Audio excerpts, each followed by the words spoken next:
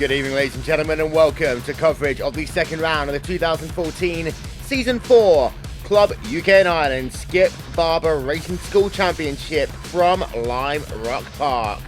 Qualifying is just going underway, so we're going to take you right to the action. Will Vinson along with Rachel Whiteford and Dan Blake as cars are already on the racetrack, getting themselves some laps in. We're going to bring up the qualifying times as they stand on the left-hand side of your screen. Rachel, as far as Lime Rock goes, they made it close qualifying for good reason here. Good evening, Will. Yeah, it's a short lap here. We only have 7 corners on this course, and solo qualifying means every driver will be able to get at least their best lap in. As we've seen from some other events so far, open qualifying with such a close field doesn't always work. People start running over each other, and it's not really fair. So really good idea for them this week, and should result in a really representative grid. Current provisional pole position, George Streetley, working himself on the racetrack. He's done himself one lap as he works himself behind the trees, up the hill. And Dan, we expect qualifying to be very close here. We've already got a tie for P4, P5 between Stuart Adcock and Rob Green. And your top 9 drivers currently separated by less than 0.2 of a second on the racetrack. Exactly, Will. With such a short track, the differences in lap times are going to be even shorter than we saw last week at Mosport. And I think last week at Mosport, it would be interesting to see the drivers that calm down, quite a few controversial moments. But looking forward, I think, as you say, very close qualifying times. It will make for a fantastic grid. Dominic Brennan up to the top of the timing stands. There you see him up on your screen in the number 212 car. Lap time of 57.441. Got Adcock now in second, Mercer in third. Fahim Atanides in the 4th position. Rachel Atanides in 4th place, just 1/1000th of a second behind Mark Mercer. And this third lap, I think, for all drivers is going to be critical. Getting some heat into those tyres. This is going to be a lap that's all about grip. Yeah, let's not forget, these are actually road tyres on the Skip Barber car, Will, so they do take a lot of heat, more slowly than the cars, and yeah, Fahim looking for some more extra position this week. He had some trouble getting mired in the top end of the midfield last time out at Mosport. Let's see if he can get himself clear and in some more fresh air. So then he works himself out of the final corner as it stands right now. It's Brennan for Adcock from Mercer, from Atanides from Grillo. Short qualifying session here. 1 minute left on the play clock. Dan, anything can happen as Atanides moves himself up into P2, but Brennan now really has got the advantage by 26/1000ths of a second over Mark Mercer. As you see, the times really are starting to shake up on this last lap, and as you said, Will, it definitely is. It's the last shake-up, and I think this last lap we'll see cars going faster. The tyres will be heated up. Interesting to see Graham Carroll currently down in 15th. Not expecting him to be that far down, and also good to see Wojciech Savidovic back this week, but I don't think he's actually put in a time in qualifying at the moment. Yeah, we'll give you an update on that one in just 1 moment's time. You see 22 seconds left on the play clock. Last of the drivers are coming past then to complete their lap times. There you can see Adrian Bidwell working himself now down in the 22nd position in qualifying as he works himself through the second to last corner. Down he comes into the final bend here at Lime Rock Park. I don't think he is going to make it. 2 seconds, 1 second, qualifying does expire. And ladies and gentlemen, due to the fact that it is Remembrance Day tomorrow, we are going to do ourselves a silent run through the grid. We will be back in just 1 moment.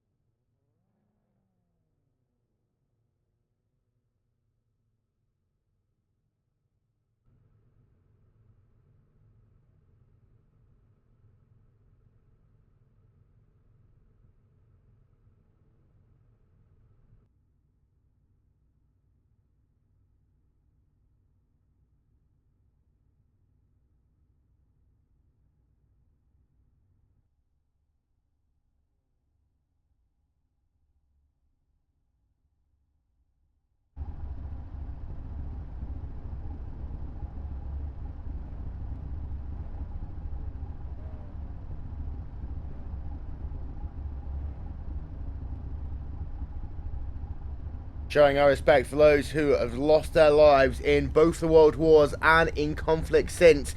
Here on RaceSpotTV, we are getting set to go racing for what is going to be 25 laps of pure action and adrenaline at Lime Rock Park, and that race will start right now. Yeah, good start. Looks like by Mark Mercer on the outside. He's pulling level against Dominic Brennan as they come into turn 1. Yep, so the cars all storming down. A really good start by the number 27 car as they come down into that first bend for the first time. It is going to be, as our timing screen's just updated itself in a moment, good start by your top 4, 5, 6 drivers. They all work themselves then down into turn 2, 3 for the first time. Rachel, this is where the track gets very, very narrow. Yeah, well, turn 2 is the most notorious corner on this track. It's the hardest, especially in a car like this with throttle lift oversteer. It can be a spin-tastic fun fest.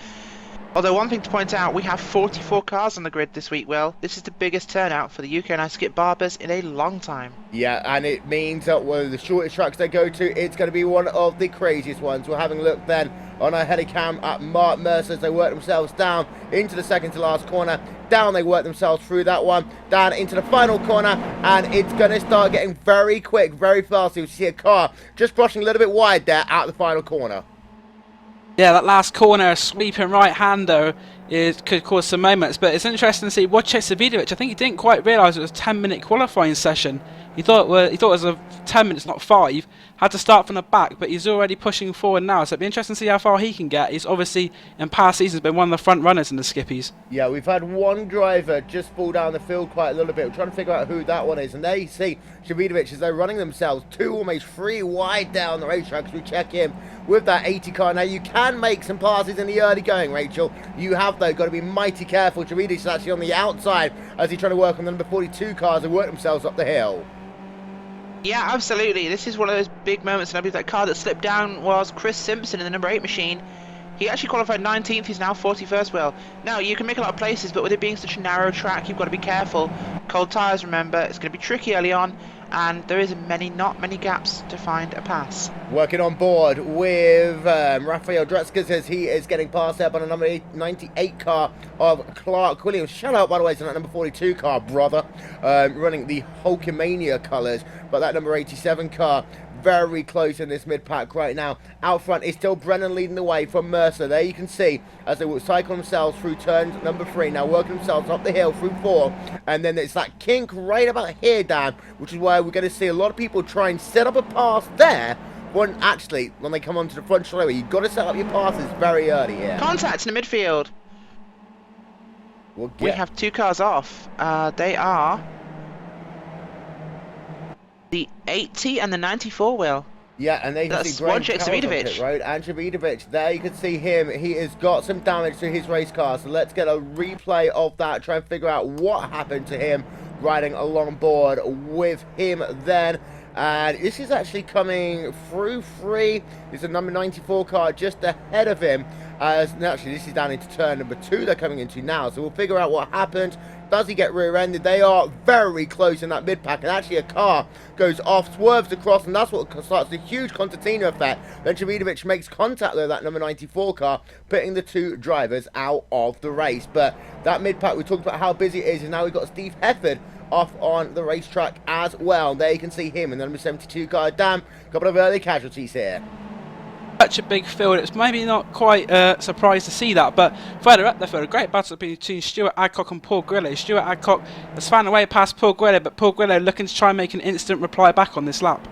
Yeah, we'll get that ticker running along the top of your screen. And Mercer Brennan, they are still mighty close. Our timing and scoring is showing them currently in 3rd and 4th. That will cycle through to 1st and 2nd again. Now we can see, as we're having a look on board with Mark Mercer, a little bit further back, we have got some very close racing as we're checking in now with Rafael Dretzkers. And the way it seems to be, Rachel, is that we're not going to get as much passing today as what we've had previously, because this track, as you alluded to before we went on air, is incredibly narrow. It is, Will, and you can't get that 2 and 3 wide action that we've seen for so many weeks with this Skippy series because there isn't the room. There's really usually one line maybe in the corner. The best opportunities here are under braking into turn 1 and down the back straight after the crest of the hill into turn 6, trying to get the inside line. It's a very limited track and it's going to really affect these guys, especially when we get into the traffic situation. There you can see a nice little battle we've got going on in the mid-pack between Jonathan Maycock, Bill Fraser, Alan Patterson, Alex Grillen and Clive Armstrong as they work themselves up the hill. Having a look then from the rear of that 100 car, there you can see the car behind, that is Bill Fraser, just about a tenth of a second. You'll see that gap close down as they work themselves down the front straight away. And here comes Fraser, looking down to the inside. Lots of dancing and weaving as they do that one there. Yeah, not quite the move he wanted. I think he was going to be closer than he thought when Maycock came across to defend that inside line. So, bit of a swerve there, not what you want to maintain your momentum. And you certainly have to be brave to go around the outside into one. A bit of a train forming up for third place. Stuart Adcock trying its hard to get past Fahim Antonides, and there's also about another 5 or 6 cars behind as well, so that's shaping up quite nicely for the final podium position. Yeah, but whilst this is going on, what it's doing is it's allowing Mercer and also Brennan to drive away. There you can see this train led by Fahim Antonides. We have a look from the rear of him. There you can see the gap behind to Stuart Adcock as they come past the start-finish line. But now, Rachel, they've fallen back to 2 seconds behind your race leaders. We know the draft is all important as round the outside there. We'll try the number 27 car of Paul Grillo in the battle for P4. He's got to try something different, Will, because right now they're stuck in a gaggle. And you see, when they were coming down the main straight there, they were all breaking each other's draft, trying to not help the car behind them whilst trying to get a run on the guy in front. And it's that sort of, should we say, lack of cooperation that's going to hurt them overall and allow Brennan and Mercer to get away at the front. As you can see that gap now, just about 2 seconds on the racetrack. Antonides, not the fastest, but with this track being so difficult to pass, he has that all-important track position. And that gap now is up to 2.5 seconds now between Mark Mercer in second, Fahim Antonides in third. There is your battle for the race lead, Dan. There you can see the gap between Brennan and Mercer. It is 0.2 of a second as we ride along board of him. Yeah, these two, the class of the field at the moment, Mercer trying to make a move down the inside, maybe just poking his nose out to try and frustrate him a little bit. But in the back of that second, it's been an incident. Tom Ward has slowed down. I don't know what's happened there. Tom Ward was in that pack, and I think there has been an incident in that one. Yeah, we'll get ourselves a look at that. You can see Tom Ward off of the racetrack. Let's figure out what happened to him then. And this was on the front straight away, right along board of him. Does he just pull that car off? Yeah, he literally, Rachel, does just pull that car off to the side of the road. Tom Ward is out of this race. He could well have left his qualifying fuel in the car, Will, because this is lap 8. That's more than acceptable on qualifying tank. I just think he's missed the box, run out of fuel, and bam. Didn't realise until it was too late. Not been a very good season for Friction Racing, has it? The Spa 24 Hours, the Canadian Tires Motorsport Park, and now this round. Yeah. Let's not keep reminding them. At some point, they're going to start sending me some hate mail in the post. But this is the gap that you see then for Rob Green, Mark Turner, James Barrington. As we'll get the top 10, there they are, as it stands at the conclusion of lap number 8. And you can see dancing and weaving 13 car there of Mark contact Turner. there. Ow, big contact. We've got a car spinning off. That is the number 18 car there of Rob Green. Replay, Rachel, coming up on your screen. This is what we mean by tight racing at Lime Rock Park. Yeah, this is always a place you're going to try and make a pass on this circuit. And people juggling for position. You see there, the number 13 car goes down the outside of that number 18 car of Rob Green. Just gives him a tap in the wrong direction, and round he goes. Big save there from Green. Brilliant recovery.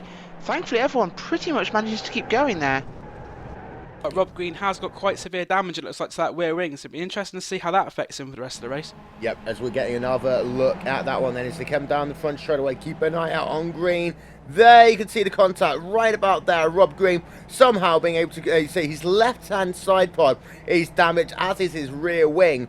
But Rob Green is just about able to carry on. And the thing is, at this track, Rachel, you're not going to need too much aerodynamic grip. It's not going to really harm you too much. Oh, big spin in turn 1 again. Turner just missing a spinning number. James Barrington. I believe that's, 23 car. Very close, and this is at a big braking point. They're all trying to outbrake each other to get position. I actually did a race here, official race, Skip Barber car at Lime Rock, and I had an early issue with Constantino around an accident in turn 2, lap 1, of course. Lost my nose cone entirely. My crew chief didn't tell me, and I finished the entire race practically on the exact race pace. Because this lap is so short, Will, you can take quite a bit of damage here and lose some of that aero grip, because it's not Spa. It's not Road Atlanta. It's not Road America. You can afford it. It will bite into you in the long run, but this race, we're looking at 25 laps, we're on lap 10 now. A little bit of damage will not affect them as much as elsewhere. Paul Grillo going down the inside, or trying to go down the inside of, I believe that was going to be Clark Williams, battle for 5th and 6th positions on the racetrack as they work themselves. You see now through turn number 2 once again. There you can see Grillo, and there you can see as they work themselves through 2, then through 3. He is past one of the cars of Clark Williams, and now it's right back along board with him, trying to close up to the rear. Stuart Adcock, Dan. Trying to catch up to Stuart Adcock, but also this train of cars, you see, have got 3.2 seconds back to Mark Mercer. They drop back even further, but there is a slower car of Daniel Craft who might become a bit of a part as well. That car's damaged, no front wing, no rear wing. Certainly struggling a little bit, but this pack will be coming across him quite soon. Rob Marshall and Peter Cohen battling for position. Sorry, Rob Marshall and Rob Sundell's battling for position. And this is all the way towards the rear of the top 20. As we're having a look on board then with Rob Marshall. You alluded to this one a little bit earlier on, Rachel. It's a short track. That means that with 40 cars plus on the grid, it's always going to be tight, especially in this stage of the race. Yeah, now we're getting into the lap traffic part of this race, I should say, if I can speak English. Which would help on an English broadcast. It would indeed. But obviously there, Fahim Antonides getting a very big wiggle there as he's chased down by Adcock and Grillo. But no, lap traffic, very important, narrow track. We saw Kraft getting out of the way very, very early on that run to turn 1. There's so few places to pass, and if you are a lapped car, it's very difficult to get out of the way safely. It is. We're having a look there. Stuart Adcock started this race in the 5th position. He's run as high as 4th, as low as 5th, working himself out that final corner. A good run. This will give him the opportunity now to try and look down to the inside of Fahim Antonides. He will get that run. He will get that pass made. So come down towards turn number 1. Question's going to be, will Grillo try and come with him? Yes, Grillo tries to stick it down the inside as they work themselves down in towards turn number 1. But Grillo unable there to keep the pass going, Dan.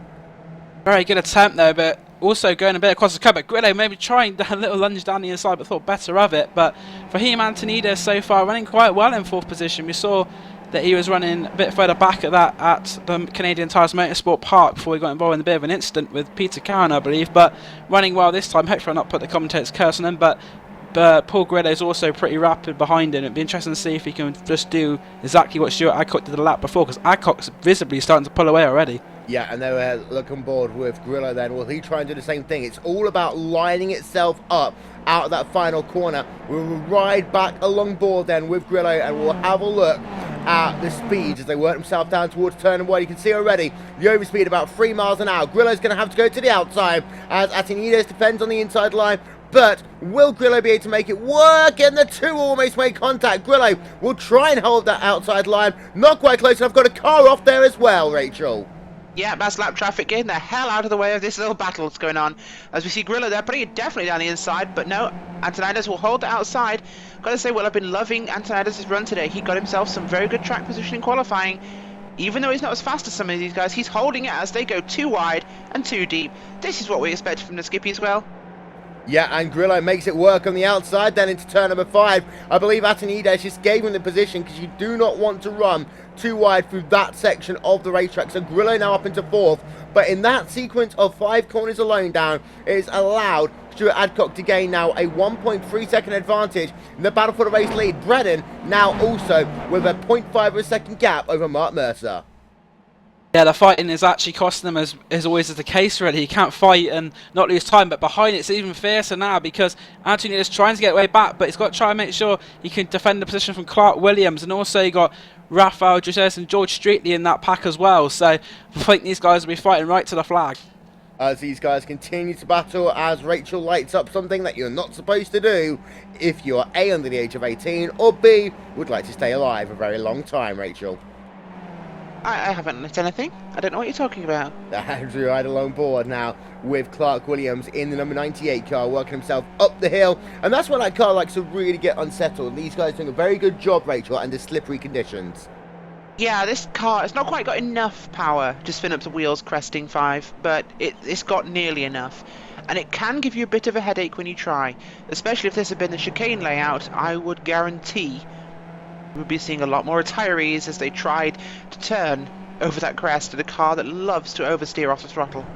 Just having a look as again, lap traffic, they're talking about them getting out of the way, Dan. They're literally just diving off the racetrack here today, as we've just been having a look there at Alan Patterson in this battle outside of the top 10. About P14, 15, 16, 17 on the racetrack, as just behind you've got Mike Turner trying to go side by side with Alex Gillen in the battle for P17 on the racetrack. That's a problem when the track is so narrow. There isn't really a way they can get out of the way without interfering the leaders. So it's just a case of abandoning ship or such and trying to get as far away as they can. In this case, it seems to be off the track.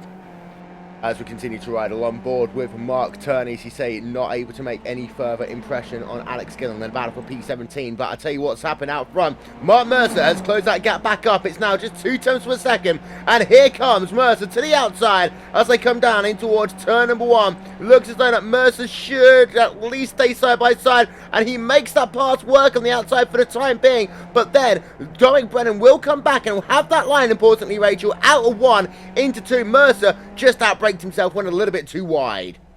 Yeah, that's the trick with turn 1, Will. It's a late apex, and you have got a variety of entries, but you can't carry too much speed around that outside because it will throw you off the track. It's quite off camber, and that's what really aids the defender, in this case Dominic Brennan, is he can hold that tighter line, and he knows that Mercer cannot get the speed to get around him, not at the speeds these guys are doing. A bit of role reversal from last week, really, if you remember. It was Mercer doing all the defending, and this time he's going to trot on the other end of it, trying to get past it. Clark Williams and Fahim Atinides also continuing their battle for P5 and 6 on the racetrack. Rafael Druskis is just about there as well. But let's have a look then. Will Mercer get another opportunity? You can see, again, Brennan defending that inside line. Mercer's going to go him to the outside. This time, will Mercer be able to brake a little bit better, make that car work on the outside line? I don't think he'll be able to. If he can just stay side by side out the corner, he'll have the inside line into the next bend. That time, not quite close enough, but he's going to try and stick it down the inside anyway, Rachel. Yeah, just inside to turn 2 is almost impossible with how tight that corner is.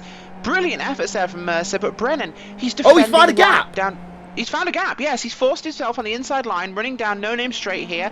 That's actually what it's called. To turn 5, and you see there, he gets that run, important inside line, to turn 5, over the crest, and he's in the lead. Easy. Fantastic driving that from Mark Mercer to find that gap. And we'll have a look on board with him to have a look at this one. You see, he sets it up right about now, and he just finds that gap before Brennan has a chance to turn. He's down there on that ultra inside line. That gives him the inside line into the ultra difficult turn number 5. Just able to blitz himself from that inside line. Brennan didn't want to push too high because, of course, he got the tyre barriers there. Very slippy off camber. Mark Mercer is your new race leader, Dan. And he's got about a 2 tenths of a second gap. But Brennan, we know, can respond here. Brennan's very fierce, but we saw Mercer's defending last week, so I think Mercer is one of the best drivers in the Skippy Championship for defending, so be interested to see what happens there. But further back, well, not too far further back, Paul Grillo's managed to get onto the back of Stuart Adcock, so that's another pair of cars fighting it out for the last podium position. Yeah, and also we've just had Rafael Druskis getting himself past Fahim Atinides. So Atinides now down into the 8th position. Druskis up into P7. There you can see the two of them on your screen. So Grillo has a run. Up through 5. And here comes Paul Grillo then. We'll have a look on board of him as he works himself out of the final corner. The car ahead of Adcock just pushes a little bit wide. This will allow Grillo, if he can just set his line up perfectly, to get a run as he worked himself out the final corner down towards turn number 1 again. There you can see the overspeed for Grillo. He looks down to the inside. Adcock not going to give him anything there. No defense. And Grillo just able to sweep past, Rachel. Yeah, I think Adcock knew he was beaten. He actually put his left rear wheel on the gravel on the exit of turn 7. Now this car, if you do that and you do not keep that car as straight as possible, it's almost a death spin. He had to keep his car straight, try and keep it under control, and that just gave Grillo that exact option he needed. And it was brilliantly executed and brilliantly observed by Grillo. We've also had another little battle going on in the battle for P11, 12, 13. We're just going to get ourselves a replay of this. This is, you can see, Marcus Hamilton battling the number 37 car of Clive Armstrong. Armstrong looking on the outside line. But Hamilton, will he get the move done? No, he doesn't, actually. And Clive Armstrong, Dad, able to make the pass work on the outside. Yeah, great move there from Clive Armstrong. Just about to lead to this battle because we've got Jonathan Maycock and also the car of Rich Jones involved as well. So another good battle further back, and as in most weeks, you just don't know where to look for the action because it's happening all over the track. Riding along board very quickly then with Alex Skinner, as you can see, with less than 5 laps to go in today's event now. Mercer has about a 3/10 advantage now over Dominic Brennan, who's either on board with Gillum. Doesn't look as though he's going to be close enough, and then he sticks it down. No, he doesn't. So he remains in the 18th position for the time being. A little bit further ahead, confirmation that Dreskas has been able to stay ahead of Fahim Atanides in this battle for P7, P8 on the racetrack. If you have a look, Rachel, from the rear of Rafael Dreskas. Yeah, Anthony has had a great run so far. He had that position, but he's just not had the speed, Will. That means he's just fallen back slowly as these guys have managed to get past him. But I do think he still has speed to finish in the top 10. It's a tough track. Sorry, here comes Brennan, and once again, Brennan looking to the outside as they come down in towards turn number 1. And Brennan on the outside. Can he make that outside line work? We've seen Armstrong do it. We've seen a couple of people do it, but Brennan pushes very wide. Now, he might have the opportunity to try and do the cutover as they come into turn 2, 3, and 4 as we go back on board of him. Will he actually take a trick out of the playbook of Mercer, Dan, and try and slide down the inside right about here? He's not quite close enough this time by. Not quite close enough, but after seeing Mercer do it to him, I think even though the opportunity's there, so if he's got the opportunity, I expect him to fully go for it, but it's not much space between these two cars at all. And there's something else I've noticed coming out of the last corner, quite a few of the drivers seem to be putting the wheels on the grass there and losing that little bit of traction, so be interesting to see if Mercer does that this lap, because he did on the last lap, but also coming out of the corner there, Brennan a bit wide there as well, so let's see what happens now onto the straight. Point of interest, Will, before we just move on. If you watch how Mercer defends here onto this inside lane, he's actually holding his car off the bottom more than Brennan did. If you see here, he holds his car more than a lane off the entry to turn 1. Now, when Brennan defended and Mercer passed him, Brennan was right down on the gravel. It's the IndyCar Mercer held him there. Indy. Yeah. Mercer held him on the bottom, which meant he had a very, very tight inside line, slower. Mercer then had the middle lane, shall we say, for turn 1. Whereas Mercer, he runs wider, forces Brennan to the outside of 1, which is much slower. He has that route to defend the speediest line to the corner. It's the IndyCar at Indianapolis philosophy. You don't run your car right down the inside line unless you have to. As Bill Fraser just having a little bit of a scrap. We see him going side by side right now with Rich Jones in a battle for P14 position on the racetrack. Fraser and the number 39 car will have the inside line as they work themselves through down towards turn number 5. It looks as though that he should just be able to complete that pass. They work themselves up the hill. In fact, no. Fraser getting himself a little bit loose there down the inside line. They will stay side by side as they work themselves. At the same time, we have got ourselves a battle for the race lead between Brennan and Mercer. Once again, Brennan on the outside line. Once again, we've got Mercer on the inside line. And once again, Mercer is able to hold on. And we've also got Chris Simpson on pit road, Rachel. Yeah, Chris Simpson, he was involved in something earlier, but he don't know exactly why he's there right now. I'm going to try and find out for you, Will. We've got about a lap and a half left to go. And Dan, it will all come now down to, has this guy we're running on board with, Mark Mercer, got the defensive opportunities to keep himself into the race lead? Arguably, if it's going to be Brennan, he's going to have to do it this lap. Brennan's going to do it, as you say, Will. Might have to be this lap, but it'll make for a great last lap if they try and do it coming out of the last corner. But I think Brennan is actually a bit closer coming into the last corner than he was the last time. He's right under the nose there of under the ring of Mark Mercer. Mercer takes the inside line, but I think might see Brennan have a bit more speed on the outside than on the last lap. Yeah, they come down. White flag is out. One more lap to go. Then side-by-side racing, of course. We had a crash for the race lead last time around. It looks like Mercer is going to hold on as they work themselves out of corner number 1. Down into 2 they come for the final time. There you can see the gap, a couple of tenths per second. Likely it will have to happen before they get down to that final corner because the run to the flag isn't that long. Here comes them. Brennan as a trade. We work on board with him. Just now a couple of corners left to go. He's looking to the outside as they come into 5. What he might be doing is trying to set himself up as they work themselves up the hill. That gap right now is at about 2 tenths per second. 2 corners to go. Through that second to last corner they come. Down they'll dive into the final corner for the final time. I don't think that Brennan will be close enough as they work themselves out of that final corner. Ladies and gentlemen, it is going to be Mark Mercer who takes victory here. Does he get it done at the line? Photo finish, and it's Mercer who looks as though he is going to take victory by Dominic Brennan by just a couple of tenths of a second. Paul Grillo will come home in 3rd, then Adcock coming past the line right now. Last couple of cars inside your top 10, just going past the line right now, Rachel. Mercer, again, able to just somehow hold on. Yeah, brilliant, brilliant fight there from the end from Brennan. I've got to say, he really put his heart and soul into that attack. And you know what? I don't think I've seen a finish that close in a long, long time. Those guys were all over each other. I mean, you literally need a camera to tell who won this race. Yeah. I think that line had been a little bit further forward with a different result. Brennan just 5 thousandths behind at the end. That is extraordinary. I'll tell you what, Will. Mark Mercer had his nose cone, tip of his nose cone, touching the far side of the start-finish line, and Brennan had his touching the near side. That is how close their finish was. Yeah, we're getting a look at it super slow-mo now as they work themselves towards the start-finish line. This is just an example of how close it is as they come to the line. There you can see it was mighty, mighty close. And in fact, Brennan had the overspeed, just wasn't able to time that move to perfection, as you so often have to do in these situations. We'll get one more look at it then as they work themselves out of that final corner. We'll see if we can catch it again. And it's one of those things that sometimes you have just got to be lucky. Unfortunately for Brennan, it wasn't lucky for him on this occasion as they came past the start-finish line. That is how close it is.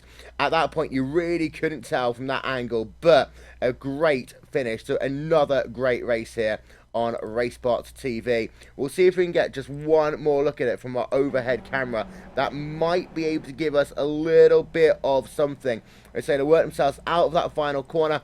They bring it down towards the start-finish line. Camera's a little bit shaky here, unfortunately, but you can just see as they come to the line, it is incredibly close. We'll slow it down for you just a little bit more. Rachel, that was incredibly close. You don't get finishes much closer than that, Will. And this is just testament to how good these guys are in the Skip Barber UK9 series. The racing throughout the field was incredible. It was close. It was respectful. We had 44 cars on a 7-turn road course. And 30 cars finished. That's incredible.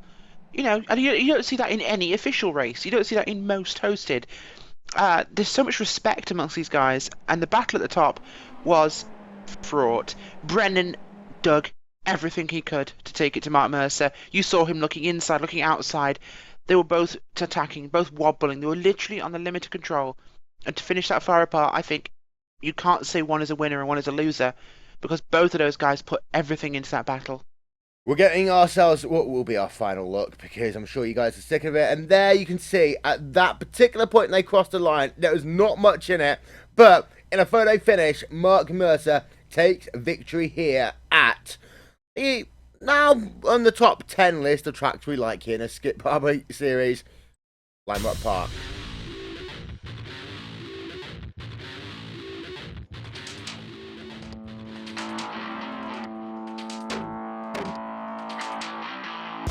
There you are, ladies and gentlemen, confirmation of the results, and at the line, just 6/1000ths of a second separating Mark Mercer and Dominic Brennan in that battle for the race win.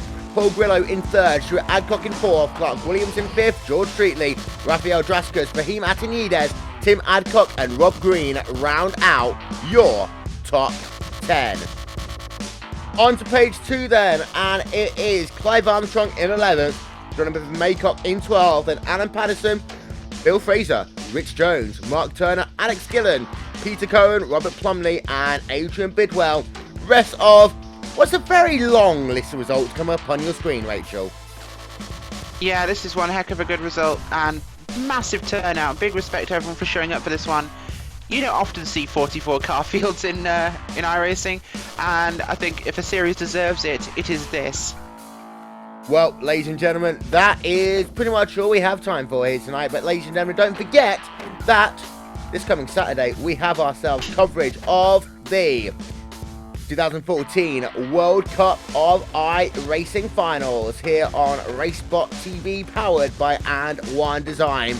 As we've got 5 clubs, Club Diat, Club Finland, Club UK and Ireland, Club Florida and Club Texas, looking to earn that prestigious World Cup crown. In the last 5 years, it's been 4 to Diat, 1 to Finland, no to anyone else.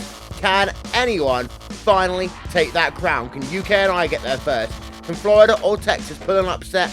You'll find out this coming Saturday as our Super Saturday, Super Weekend coverage continues here on RaceSpotTV.